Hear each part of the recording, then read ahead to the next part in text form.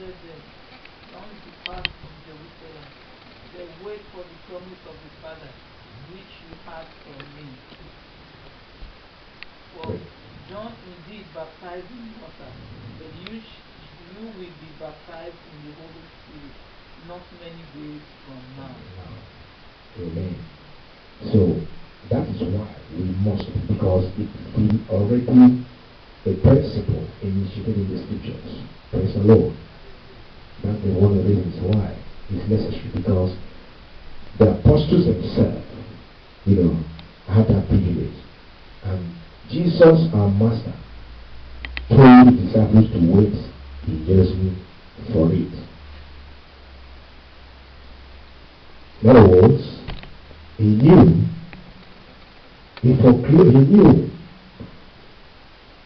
the future blessings, importance of his spirit. He knew that without it, no work could be done. He knew that without it, there's no way the church can be blessed. He knew without it, there'll be no courage, there'll be no, power, there'll be no strength. And that's why he told them to wait.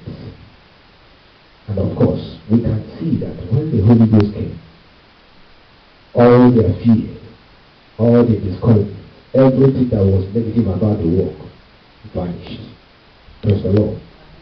So there is need for us to wait in so many things when we are actually serving or working with the Lord. I discovered that, it's not just the time you start it or you start something or you begin something with the Lord. But I discovered that it's the time of waiting and looking and seeking the face of the Lord to properly confirm and to properly grant you every enablement to move on the wall.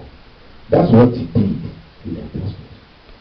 That was very much important for why he added to it, because he knew that the Jews were still there to deal with what he left behind.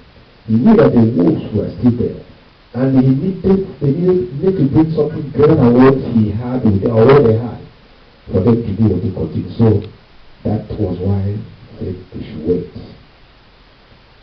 Many times we may be longing or hurry, to move on with the work, especially the issue of baptism.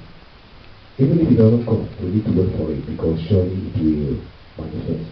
And when it manifests, you discover that you will be properly grounded with, the principles of doing the work. The grace will be there. The Spirit of God is available.